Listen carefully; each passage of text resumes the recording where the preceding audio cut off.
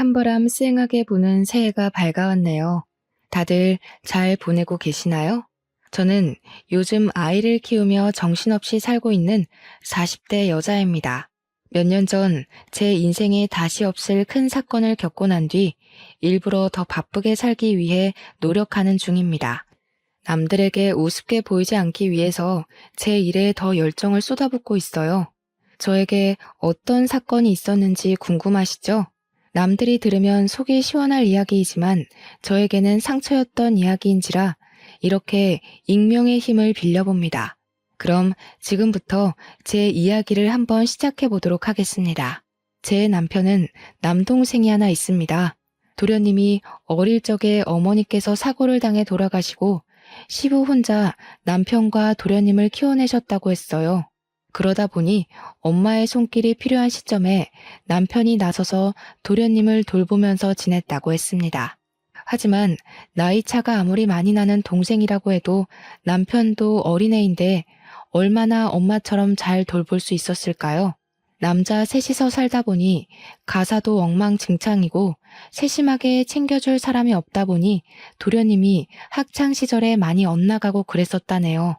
더군다나 시모가 사고를 당한 일도 도련님이 어릴 때 과자가 먹고 싶다고 울고불고 조르는 바람에 시모가 빨리 가서 사온다고 서두르며 집을 나섰다가 사고를 당한 것이었어요. 그래서 남편은 도련님한테 마음의 유감이 상당히 많았던 터라 아무리 챙긴다고 챙겨도 속 안에서 끓어오르는 거부감을 숨길 수 없었던 부분도 있었겠죠. 남편은 후에 그 일을 많이 후회했어요. 그래도 가족인데 다 잊고 받아줬어야 했는데 자기 속이 좁아서 친해질 생각을 못했다고요. 게다가 성인이 된 이후에는 남편이 먼저 손을 내밀기도 어려웠다고 했어요. 대학생인 도련님도 30이 넘은 남편에게 손을 내밀기란 쉽지 않은 결정이겠죠. 어머니의 죽음에 관한 부채감이 남아있었을 테니까요. 시부는 뭘 했는지 궁금하시죠? 시부는 아무것도 하지 않는 방관자였습니다. 어쨌든 서로는 여기까지 하고 저와 남편의 나이가 32살이었을 때 결혼을 했어요. 그 당시에 도련님의 나이는 딱 21살이었습니다. 저희가 결혼식을 올리기 무섭게 시부가 무책임하게 도련님도 다 컸으니까 본인도 본인 하고 싶은 거 하면서 살고 싶다고 제주도에 작은 집을 구해 내려가셨어요. 자연을 즐기면서 낚시나 하면서 그렇게 노후를 보내고 싶다며 다 버리고 떠나신 거죠. 도련님이 아무리 21살이라고 해도 돈도 없이 어떻게 혼자 대학을 다니면서 살 수 있겠어요. 원래 시부와 남편 도련님이 살던 집을 시부가 내려간 뒤 신혼집으로 꾸미기로 결정이 되어 있었고 도련님도 저희와 함께 더부살이를 하게 되었습니다. 결혼 신혼부부와 함께 살게 된 도련님은 괜히 눈치가 보인 건지 뭔지 2학년을 모두 마친 뒤 군대에 가기로 결정해 놓고는 1학기가 끝나자마자 군대에 입대를 했어요. 저는 마음이 너무너무 불편했죠. 도련님이 눈치 보면서 살 입장은 아닌데 괜히 우리 부부 때문에 군대에 가기로 한 것 같아서요. 하지만 남편은 대면대면하게 굴고 신경 쓰지 않았어요. 고래 싸움에 새우등 터진다는 말처럼 괜히 저만 가운데에서 눈칫밥을 먹으면서 살았죠. 근데 군대에 간 도련님이 또 짠하고 마음 아픈 거예요. 형이라고 하나 있는 건 군대에 간 도련님 신경도 쓰지 않고 시부는 제주도에 있으니 면회 갈 생각도 전혀 없고요. 그게 하나둘 쌓이다 보니까 제가 더 이상은 못 참겠더라고요. 그래서 주말마다 면회를 다니기 시작했습니다. 저희 남편은 뭐하고 저 혼자 면회를 다니기 시작했는지도 궁금하시죠? 저희 남편 직업이 건물을 지을 때 꼭 필요한 건물 안정 기술사예요. 건물 짓는 동안 뭐 부자재를 나른다거나 시멘트를 바르는 직업은 아니지만 건물을 지을 때 필수적으로 이름이 올라가야 하는 직업이죠. 현장에서 하는 거 없이 도면 보고 관리 감독 살짝 해주고 커피 마시면서 유튜브나 보면서 오면 된다고 아주 편하다고 했는데 뭐 실상은 어떨지 잘 모르겠지만요. 근데 이게 기술사라는 직함이 붙다 보니 연봉은 또 어마어마하게 좋은 직업이에요. 물론 시험이 그만큼 어렵고 경력도 꽉꽉 채워야만 해서 시험을 보는 사람은 많아도 합격이 어렵기도 하고요. 아무튼 남편이 주말에도 가끔 불려나가 현장을 확인해야 하기 때문에 주말에 제가 혼자 있는 시간이 꽤 되었어요. 그때 결심을 한 거죠. 도련님 면회라도 가서 내가 이 집안에 녹아들어야겠다 하는 생각을요. 도련님 부대가 경기도 이천 쪽이라 집에서 멀지도 않았고 요즘은 버스 타면 한 번에 가는 동네기도 하니까 일석이조다 싶었어요. 처음에 남편한테 주말에 도련님 면회를 가겠다고 이야기하니 거길 왜 가냐는 식으로 물어보더라고요. 그냥 도련님이랑 친해지고 싶다고 당신이 영 벽을 세우는 느낌이라 도련님이 집에서 편히 못 쉬는 것 같다고 했죠. 남편은 저한테 괜한 짓이라고 했지만 제가 꾸준히 설득을 하면서 이야기를 하니까 본인이 동생을 잘못 챙긴 부분이 있긴 있다고 인정을 했어요. 그러면서 도련님이 마음을 열게 되면 자기도 다가가기 좋을 것 같다고 하더라고요. 속으로는 남편이 먼저 노력하는 게 도련님 입장에서도 더 편할 텐데 했지만 남편이 또 나이 차이가 많이 나는 동생한테는 꼰대 같은 모습을 보이는 터라 제가 두 형제의 돈독한 사이를 만들어주기 위한 발판이 되기로 자처했습니다. 제가 처음에 면회를 가니까 도련님이 무척이나 당황해하면서 어쩔 줄 몰라 했어요. 11살이나 차이 나는 형수님이 면회를 왔는데 무슨 이야기를 해야 할지 뭘 해야 할지 막막해 보이더라고요.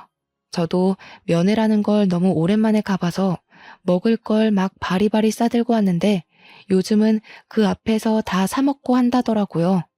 처음 두세 번까지는 도련님이 저를 보고 너무 막막해하는 게 느껴져서 내가 괜히 왔나 싶긴 했는데 칼을 들었으면 무라도 썰어야 하지 않겠습니까? 어떻게든 나를 편하게 바라볼 수 있게 만들어야겠다는 일념으로 계속해서 찾아가서 했던 말 또 하고 했던 말 또 하고 반복을 했죠. 군대 생활은 어때요? 괴롭히는 사람은 없어요? 밥은 잘 나와요? 그런 질문들 있잖아요. 근데 도련님도 되게 군 생활이 외로웠나 봐요. 제가 자주 찾아가고 은근 말동무가 되어주니까 슬슬 자기 이야기도 하나씩 하고 군대에서 있었던 재밌는 일, 억울한 일 다 털어놓기 시작했어요. 대여섯 번째쯤 만남에는 멀리서 환하게 웃으면서 형수님 하면서 달려오는데 그때 딱 가슴에 뭔가 느껴지는 게 있는 거예요. 도련님에게 진짜 가족이 될 수 있겠다. 그런 마음이요. 그 전까지는 저를 불편해하는 마음이 컸다면 이제는 저의 면회를 기다려온 사람처럼 굴어주니까 저도 되게 뿌듯했어요. 나이 차이 11살이 무색하게 은근 대화도 잘 통하고 친해질 수 있는 이야기거리가 많더라고요. 특히 연애 상담이 세상에서 제일 재밌는 거 아시죠? 도련님의 그동안 연애사를 쭉 들으면서 얼마나 재미있었는지 몰라요. 연애하는 그 시간이 너무 짧게 느껴질 정도였어요. 처음에는 시간 언제 가나 계속 시계만 쳐다봤는데 나중에는 벌써 가야 돼? 할 정도로 시간이 순식간에 지났죠. 도련님도 군대라는 외딴 섬에서 지내면서 의지할 곳이 필요했었던 것 같아요. 남편도 시부도 도련님의 의지처가 되지 못하니까 제가 되어주겠다고 마음먹은 거고 도련님은 그걸 받아주었고요. 처음에는 휴가 나와서도 친구네 집에서 지내겠다고 인사만 하고 쓱 사라지곤 했는데 저랑 친해지고 나서부터는 달라졌어요. 집에 들어와서 시간을 보내고 저랑 술도 한잔하면서 못다한 이야기들을 나누기도 했어요. 남편은 그런 도련님의 변화에 매우 놀라워하면서 은근슬쩍 같이 엉덩이 붙이고 앉아서 이야기를 나누기도 했습니다. 도련님도 남편을 어색해하면서도 저라는 교차점이 있으니까 둘 다 슬슬 마음을 열기 시작했고요. 제대를 앞두고 휴가를 자주 나오기 시작한 시점부터는 정말 다른 형제들과 다름없이 둘이 장난치고 노는데 너무 벅차올랐어요. 결혼 처음 할 때 그 어색했던 공기가 무색할 만큼 웃음이 끊이질 않는 집안이 되었거든요. 하루는 도련님이 조금 과하게 술을 드시는 것 같더니 서로 울면서 지난 이야기를 하는데 제가 얼마나 짠했는지 몰라요. 속내를 다 털어놓고 나니 홀가분해 보이긴 했는데 그 이야기들은 절대 가볍지 않은 이야기였어요. 남편은 시모가 그렇게 허망하게 세상을 뜬 것이 동생 탓이 아닌 걸 알고는 있었지만 원망했었다고 이야기를 했고요. 도련님도 꼭 자기 탓인 것만 같아서 매번 마음의 짐이었는데 형까지 자기를 대면대면하게 굴고 싫어하는 티를 내니 그게 너무 힘들었다고 했습니다. 서로 마음속 깊이 자리 잡은 앙금을 털어내는데 제가 다 눈물이 나더라고요. 남편과 도련님도 울면서 서로 이야기를 하는데 결국 다 같이 울면서 새로운 화합을 다지게 되었습니다. 물론 다음날 술이 깨고 어색한 공기가 잠시 흐르긴 했지만 남편이 먼저 도련님을 꽉 안아주면서 서로를 이해하고 존중하는 사이로 발전되게 되었어요. 물론 남편은 그 발판에 제가 있음을 인정하고 저한테 참 많이 고마워했습니다. 그렇게 도련님이 군대에서 만기 전역을 했고 복학까지 하게 되었습니다. 알고 보니 우리 도련님이 학창 시절에 노는 친구들이랑 어울린 것 치고는 공부를 꽤 잘했더라고요. 학업에 집중해야 할 시기에 아르바이트를 하면서 시간을 헛되게 쓰는 건 아닌 것 같다는 저의 말에 남편도 며칠을 고민하다가 도련님을 불렀어요. 남편의 연봉이 또래에 비해 무척 높기도 했고 동생을 생각하는 마음을 가지니 도련님의 대학 생활을 책임져 주고 싶은 마음이 들었던 거죠. 저는 물론 찬성했습니다. 도련님이 공부도 하면서 일도 하고 그러다가 두 마리 토끼를 다 놓치는 건 싫었거든요. 도련님은 남편의 그런 마음에 고마워하면서도 은근히 본인이 나중에 취직하면 다 갚아내기를 원했어요. 하지만 남편은 딱 잘라서 동생을 위해 이 정도 돈은 쓸 수 있다며 걱정하지 말고 학업에 집중하라고 이야기를 했습니다.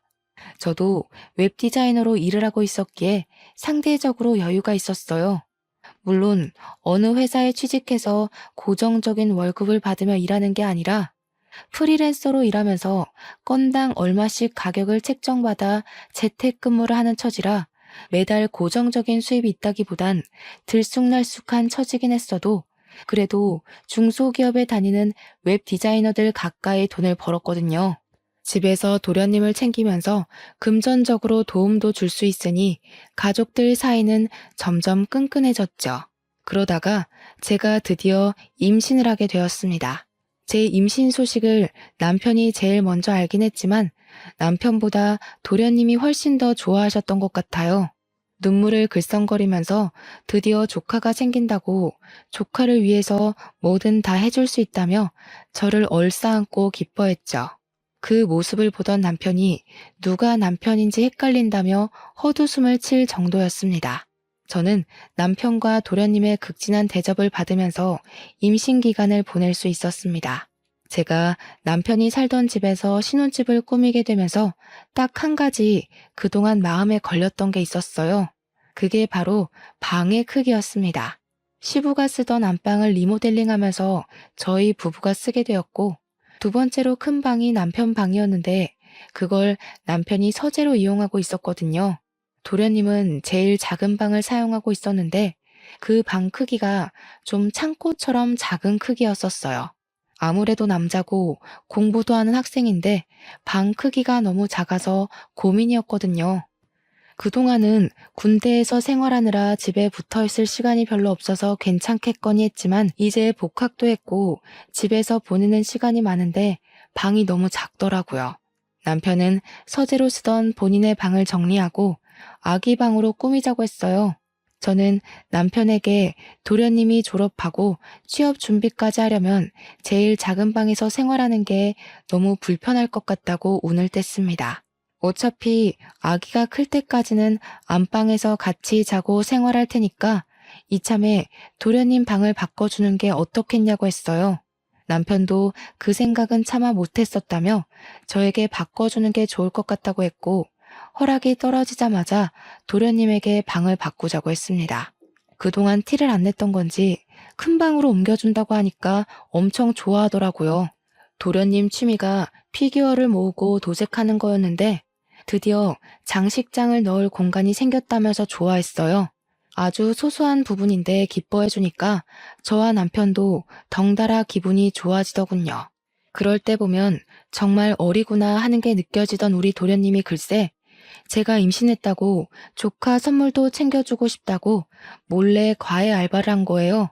나름 서울에 있는 상위권 대학이라 그런지 아르바이트 자리가 꽤 있었다면서 몇 개월을 틈틈이 모아서 저에게 선물을 안겨준 거죠. 남편에게도 받아본 적 없는 작은 명품백이었어요. 저는 로고를 보고 너무 놀라서 이거 못 받는다고 환불해오라고 했지만 도련님은 강경하게 꼭 형수님이 들어줬으면 좋겠다고 했어요. 그러고는 아이 키울 때 필수품이라고 인터넷에서 검색해서 사왔다며 젖병 소독기랑 우리 아이가 입을 내복까지 준비했더라고요. 저한테 필수품 사줘서 고맙죠?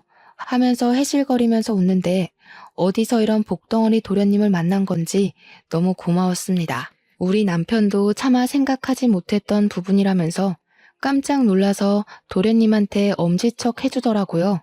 우리 남편이 그런 센스를 좀 본받았으면 하는 부분에 도련님 보고 잘 따라하라고 저는 옆구리를 찔렀고요. 그 가방이 너무 예쁘고 소중해서 다를까봐 아까운 마음에 제대로 들고 다니지도 못했네요. 방 한가운데 걸어놓고 고사 지내듯이 내 소중한 명품백 하고 있으니 남편이 보다 못해서 막 들고 다니라고 가방을 하나 더 사줬어요. 우리 도련님 덕에 결혼한 지 몇 년 만에 남편한테서 명품백도 선물 받아본 거죠. 제가 임신 3개월쯤 접어들었을 때 남들처럼 입덧이 엄청나게 심하게 왔어요. 정말 물냄새만 맡아도 역 한 끼가 올라올 정도로 심해서 입덧 티백이며 입덧 사탕이며 나중에는 약까지 처방받아서 먹었습니다. 살은 쭉쭉 빠지고 정말 아무것도 생각나지 않고 어지러움도 심해져서 수액을 맞아가면서 하루하루를 버텼어요. 그때 남편은 새 공사일을 수주받아서 지방 출장도 가고 일이 바빠 저를 거의 챙겨주지 못했습니다. 그래서 바쁜 남편을 대신해 도련님이 모든 수발을 다 들어주셨어요. 입덧이 살짝 가라앉아 먹고 싶은 게 생기면 도련님이 얼른 나가서 사다 주고 구하지 못할 음식들은 정말 인터넷으로 백방으로 알아봐서 어떻게든 구해다 주었어요. 날이 쌀쌀한데 수박이 너무 당겨서 수박바라도 사 먹어야 하나 했는데 수박 주스를 어디서 구해와서 저한테 주더라고요. 진짜 남편에게서 느낄 수 없는 감동적인 모습이었다고나 할까요? 출산하고 나서도 도련님의 조카 사랑은 대단했습니다. 바쁜 남편을 대신해서 병원에 예방접종을 할 때도 도련님이 따라가 주었고 아기 분유나 기저귀가 다 떨어져서 발을 동동 구를 때도 도련님이 사다 주었어요. 아기를 키우느라 잠도 제대로 못 자는 저를 배려해서 삼시세끼 밥도 다 차려주고요. 마트에서 장까지 다 봐오더라고요. 같이 외출을 할 때면 사람들이 저한테 젊은 신랑 둬서 부럽다고 놀리기까지 했으니 말 다 했죠. 저도 정말 도련님이 없었으면 2시간마다 깨서 밥을 달라고 보채는 아기를 어떻게 키웠을까 싶습니다. 살림살이도 전부 도련님이 책임져준 덕분에 아기 젖병 한번 제가 소독해 본 적이 없었어요.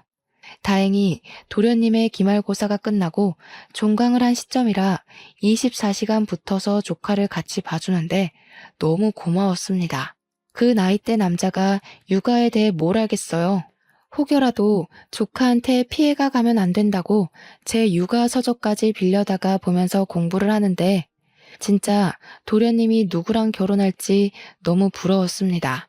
도련님의 방학이 끝나고 나서는 시부가 간간히 올라와 아이를 봐주고 친정에서도 많이 도와주었어요. 100일이 지나고 나니까 아기가 잠도 더 오래 자고 보채는 것도 많이 줄어서 육아에 점점 능숙해졌죠. 그렇게 우리 도련님이 대학 공부를 마치고 졸업하는 시기가 왔습니다.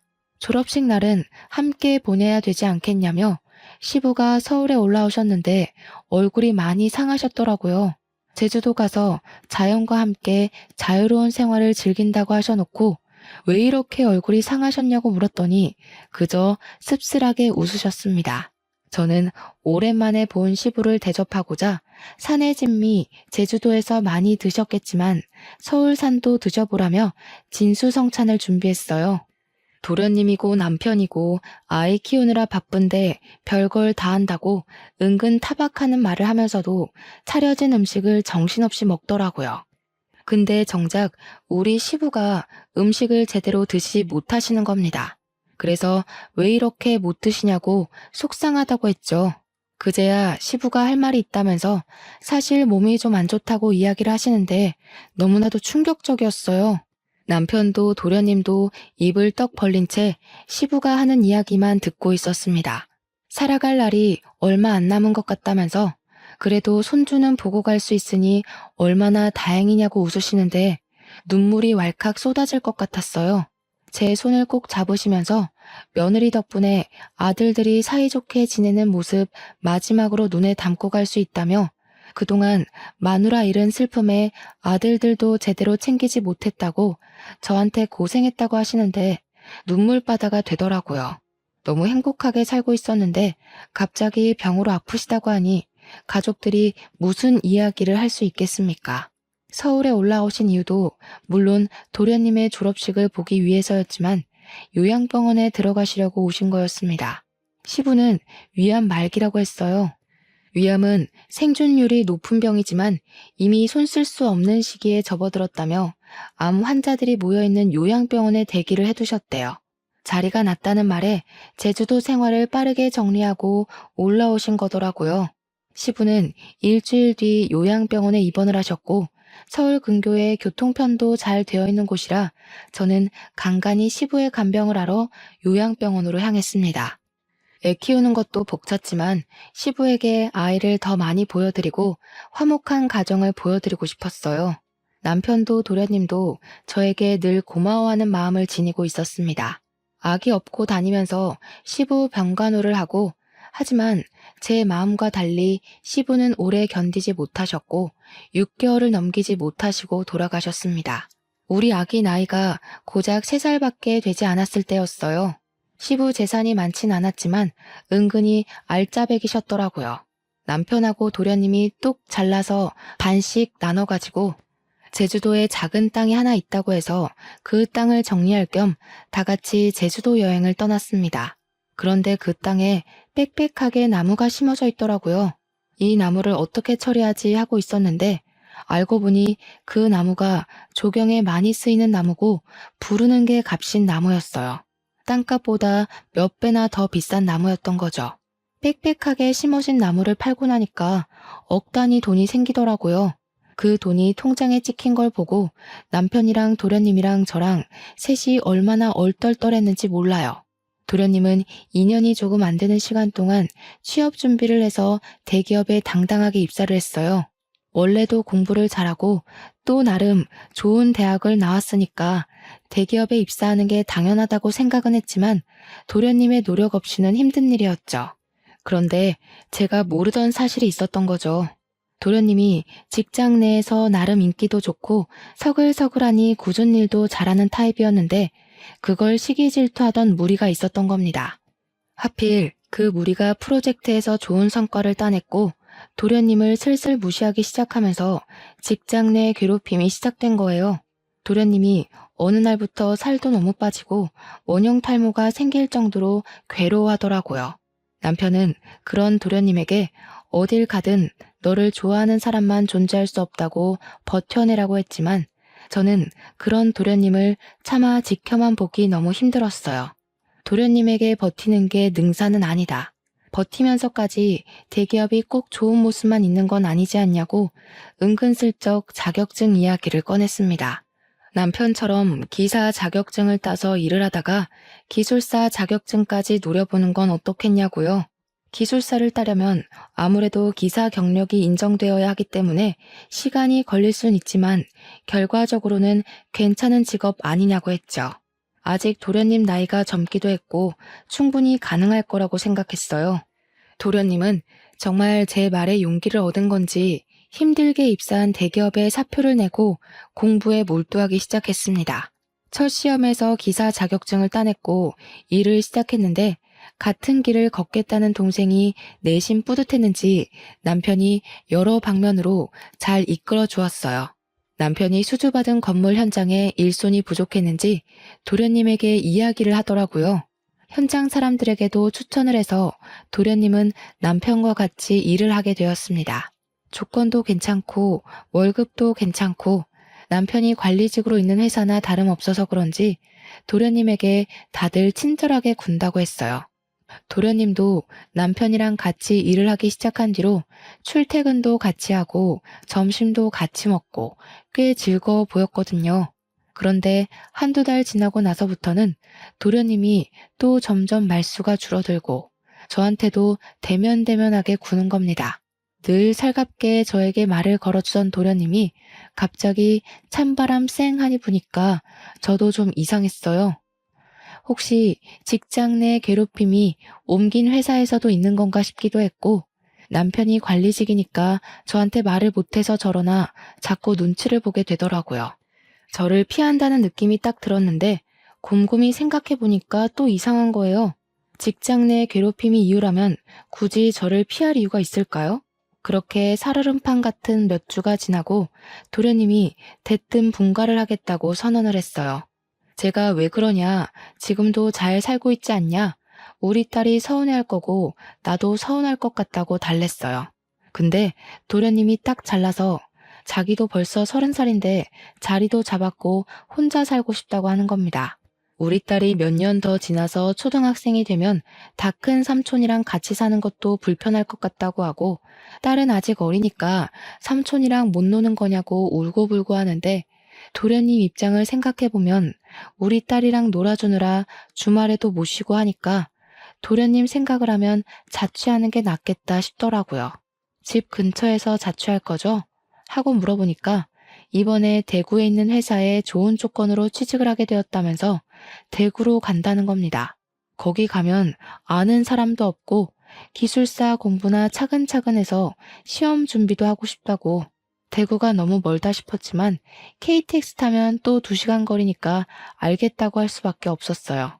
도련님은 서둘러서 자취 준비를 했고 저는 은근히 미심쩍었지만 보내줘야 했죠. 제가 엄마도 아니니까요. 그런데 도련님이 자취를 시작한 이후 저랑 연락이 잘 안 닿더라고요. 맨날 잤어요. 바빴어요. 공부했어요. 이러는데 막말로 제가 뭐라고 도련님한테 닥달을 할 수 있겠습니까? 그렇게 또 어영부영 몇 년이 흘렀습니다. 남편은 여전히 일이 바빠 시간 내기가 어렵고 도련님의 연락은 정말 가뭄에 콩나듯 생존 신고만 하는 정도로 왔어요. 어느 날 갑자기 남편이 대구에 출장을 가게 되었다면서 가는 김에 도련님 보고 주말에 올라오겠다고 하더군요. 그래서 저도 주말에 같이 대구에 갈까? 하니까 일 때문에 가는 거라고 딱 잘라서 오지 말라고 했어요. 서운했지만 나중에 따로 가겠다고 했죠. 주말이 되어서 오랜만에 도련님한테 전화를 했어요. 도련님이 반갑게 받아주길래 형 잘 만났어요? 맛있는 거 먹었어요? 하니까 네? 하고 대답을 하는데 느낌이 딱 쎄한 거예요.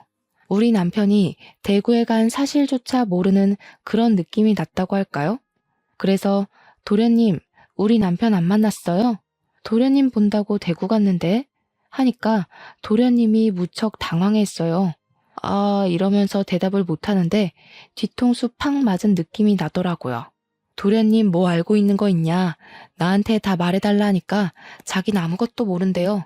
그냥 형이 대구 오는 것도 잘 몰랐다고 일이 바빴어야 하는데 누가 봐도 도련님이 변명하는 느낌이 들었습니다. 그래서 저는 남편이 바람이 났구나 하는 걸 직감적으로 느꼈어요. 그때부터 재택근무하고 있던 웹디자인 일도 눈에 들어오지 않고 아이가 밟히지도 않더라고요. 그래서 일단 남편이 집으로 돌아오고 뻗어서 자는 동안 남편의 휴대폰을 뒤지기 시작했습니다. 그런데 너무 깔끔하게 다 삭제가 되어 있더라고요. 문자며 카톡이며 SNS며 있는 게 하나도 없더라고요. 제일 수상한 게 뭔지 아세요? 카드사 결제 문자까지도 하나하나 다 지웠다는 겁니다. 그래서 저는 남편이 집에서 사용하는 컴퓨터에 공인인증서가 깔려 있다는 걸 기억해냈어요.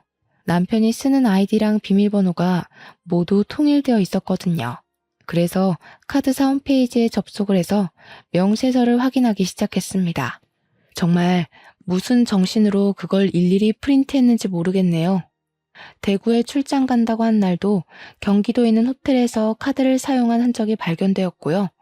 모텔, 호텔, 영화관 이런 내역들이 막 있더라고요. 손이 부들부들 떨리고 목구멍에서 불이 나올 것 같았습니다. 저는 바로 도련님에게 전화를 걸어서 솔직하게 모조리 다 털어놓으라고 했어요. 나 다 알게 되었다고, 남편이 호텔 가고 바람 피우는 거 다 찾아냈다고 하니까 도련님이 한숨을 푹 쉬더라고요. 그제야 모든 걸 다 털어놓는데 남편이 정말 개자식이었습니다. 도련님이 남편이 소개해준 업체에서 일할 때 거기에 있던 경리랑 이상한 낌새가 있다는 걸 눈치를 챘대요. 혹시나 하고 남편을 떠보니까 둘이 바람난 게 맞았고 화도 내고 싸우기도 했다고 했습니다. 그랬더니 남편이 정리할 거라고 했다며 대신 자기가 동생에게 바람 피운 걸 들킨 게 수치스럽다고 집에서 나가라고 했답니다. 얼굴 볼 때마다 그 경리가 생각날 것 같다고, 그러면 형수한테도 죄짓는 기분 아니겠냐? 가정에 충실할 수 있게 나가 살아달라고 했대요. 저한테 말은 못하고 티도 못 내고 전전긍긍하다가 결국 저를 피하게 됐고 집도 나가 살게 되었다고 했습니다. 아직 정리 못한 것 같다고 혹시 그 격리 사진 있냐고 하니 도련님이 이직할 때 쫑파티하면서 찍은 사진이 있다고 보내줬어요. 아주 어린 여자더라고요. 참나. 그러면서 도련님이 형이랑 이혼하실 거예요? 하고 물어보는데 바람났는데 어떻게 같이 살 수 있겠냐고 했어요. 그러니 차라리 잘 됐대요. 이혼하겠다고 형수가 마음먹었으니 자기도 마음 한결 가벼워졌다면서 바람 잡으러 같이 가자고 하더라고요. 그래서 저는 그때부터 작전을 짰어요. 은근슬쩍 남편한테 주말에 또 출장 가? 하면서 이번 주에는 내가 도련님한테 다녀올까 해 하고 집을 비울 거라고 언지를 줬죠. 그러니 남편이 신나서 저한테 대구 구경도 하고 포항도 가까우니까 바다 구경도 하고 오라고 이야기를 하더군요. 아기도 데려가서 오랜만에 삼촌이랑 만나게 해주라고 막 등 떠밀길래 알겠다고 했어요. 저한테 며칠 다녀올래? 하는데 너무 속 보이잖아요. 그냥 알겠다고만 하고 주말이 다가와 배웅하는 남편에게 웃어주고는 친정에 애를 맡겼습니다. 서울역으로 가서 도련님을 만났는데 도련님이 차를 렌트해 왔더라고요. 집 앞에 잘 안 보이게 주차를 해두고 그 여자가 들어가나 남편이 나오나 눈에 불을 켜고 보고 있는데 남편이 아주 번쩍번쩍하게 차려입고 머리에 무스까지 바르고는 나오더라고요. 남편의 차를 뒤쫓아가면서 틈틈이 사진도 찍고 동영상도 찍어서 증거를 남겨주었습니다. 도착한 곳은 영화관이었고 여자를 만나더라고요. 사진 속 그 경리가 맞았습니다. 도련님도 맞는다고 했고요. 영화관에서 나와 호텔에 가는 것만 제대로 동영상을 찍으면 되겠다 싶었는데 이 미친 것들이 우리 집으로 들어가지 뭡니까? 그런데 우리 집이 아파트가 아니라 옛날식 주택이라서 세탁실로 향하는 외부 계단이 따로 존재했어요. 혹시 몰라 열쇠를 늘 들고 다녔는데 그날 때마침 쓸 날이 온 거죠. 그쪽 가서 문을 살짝 열고 주방 쪽이랑 연결된 세탁실이라 몸을 숨기고 거실 소리를 듣고 있었습니다. 남편이랑 상간녀가 신나서 떠들고 있더라고요. 우리 진짜 호텔 안 가도 돼? 집에 있어도 돼? 나 너무 불안한데. 너 우리 집 와보고 싶어 했잖아. 마누라 대구 가서 오늘 안 들어올 거니까 너무 걱정하지 마라. 와이프 그 도련님이랑 바람난 거 아니야? 차라리 그랬으면 좋겠다. 이 집에 내가 들어와 살면 딱인데. 자기랑 나랑 너무 늦게 만났어. 제가 진짜 말도 안 되는 소리에 몸을 부들부들 떨면서 화를 참고 있는데 도련님이 완전 프로처럼 그 모든 걸 다 동영상으로 녹화를 하고 있더라고요. 든든한 마음에 저도 더 참아서 결정적인 증거를 잡아야겠다고 생각했습니다. 근데 자기 동생이 우리 불륜인 거 눈치챘다고 안 했어? 오늘 가서 말하면 어떡해? 그럴 일 없어. 걔 대구 간 게 우리 불륜 알게 돼서였잖아. 내가 너네 형수 가슴 아프게 하고 싶지 않으면 입 다물어라 그랬거든. 너랑 정리할 거니까 시간도 좀 줘라. 대구 가서 살아라 하니까 군소리 없이 가더라. 병신. 근데 왜 그렇게 자기 말을 잘 듣는 거야? 뭐 죄진 거 있어? 내 동생이 우리 엄마 잡아먹었거든. 엄마 죽고 그 부채감이 남아있겠지 뭐. 이미 예전 일이라 신경도 안 쓰는데 혼자 눈치 보는 게 좀 편하게 이용해 먹기 쉬워서 내버려 뒀지. 거기다가 지 형수한테는 또 끔찍하게 잘해요. 그 말에 도련님 얼굴이 시퍼렇게 질리면서 정말 부들부들하는데 바람난 남편은 제 남편인데 상처는 도련님이 다 받는 느낌이었습니다. 우리 도련님 불쌍해서 눈물 날 것 같고 제가 결국엔 못 참고 뛰쳐나갔습니다. 야, 이 망할 것들아. 제가 소리를 지르면서 달려가자 남편이랑 상간녀랑 둘 다 으악하면서 귀신 본 것처럼 놀래는데 도련님이 뒤따라 나오면서 동영상을 계속 찍고 있었어요. 남편은 놀래서 이게 다 무슨 짓이냐고 오히려 소리를 치는데 제가 콧방귀를 끼면서 말했죠. 무슨 짓은 너네들이 하고 있는 거 아니니? 이 후레자식이야. 어디 이딴 추잡한 짓은 다 하면서 애먼 사람 마음을 들먹여서 협박을 해. 그러면서 제가 다 쳐죽일 년놈들이라고 소리를 지르며 잡히는 대로 물건을 막 집어던지기 시작했습니다. 남편은 그 와중에 저한테 진정하라는 둥 말도 안 되는 소리를 짓거리고 있고 상간녀는 슬금슬금 눈치 보면서 현관문 쪽으로 가더군요. 시부가 남겨준 집에서 가족 사진이 저기 떡하니 걸려있는데도 바람이 피고 싶은 건지 아니면 바람을 피우고 있기 때문에 눈에 보이는 게 없는 건지 정말 저는 남편에게 이 집에서 전현이랑 뭘 하려고 했냐고 막 추궁했어요. 남편이랑 상간녀 둘 다 아무 말도 못하고 뻘뻘 땀만 흘리고 있더라고요. 정신 나간 것들. 다 죽어서 지옥에나 떨어지라고 저주를 막 퍼붓고 실성한 사람처럼 고래고래 소리를 질러댔죠. 그러니 도련님이 저를 딱 붙잡더라고요. 형수님, 증거 다 모았어요. 걱정 마시고 너무 화내지 마세요. 제가 진짜 우리 도련님 없었으면 어쩔 뻔했어요. 하나뿐인 형이라고는 저 모양 저 꼴로 살고 있고 남편은 동생의 죄책감 교묘하게 이용해서 바람을 피우는 게 말입니까 정말? 현관문 앞에 서서 눈치만 보고 있던 상간녀는 제가 당장 꺼지라고 집 나가라고 소리를 치자마자 불이 나게 도망을 쳤습니다. 남편도 뒤따라서 나가려고 하는데 도련님이 목덜미를 콱 잡더라고요. 아니, 형 집은 여긴데 형이 가긴 어딜 가?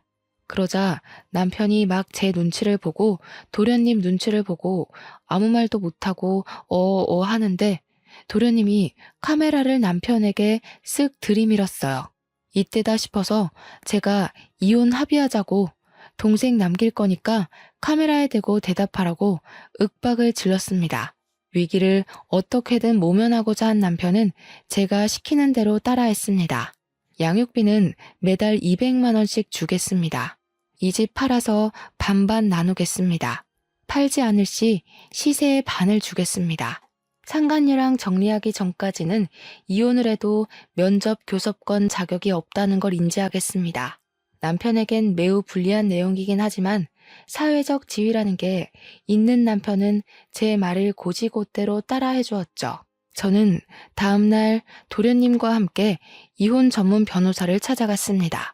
도련님이 똑부러지게 동영상의 남편의 육성으로 이름, 나이, 주소, 주민번호 이런 것들을 다 말하게 시킨 덕분에 법적 효력을 인정받았습니다. 동영상 증거가 이혼에 아주 유리하게 작용했고 재산 분할 소송도 당연히 걸었습니다. 변호사가 이혼 전문 변호사라더니 정말 똑부러지게 일을 잘하더라고요. 상간녀 소송까지 걸어서 합의금 두둑하게 받자고 하시길래 변호사님 믿고 소송을 걸었습니다. 상간녀 소송에서 승소하고 합의금 3천만 원을 챙긴 저는 이대로 끝낼 수 없다는 오기가 생겼어요. 그래서 상간녀 동네에 플랜카드 현수막을 만들어 걸었습니다. CC동 유명 상간녀 김모씨 딸 평생 수치심에 찌들어 살아라 하면서 아파트 입구에다가 걸어놓았고요. 상간녀 사는 동 우편함에 일일이 상간녀 소송 걸린 거 제가 이긴 거 쫙 프린트에다가 넣어두었습니다. 상간녀도 악에 바쳤는지 뭔지 저를 명예훼손으로 소송을 걸었더라고요.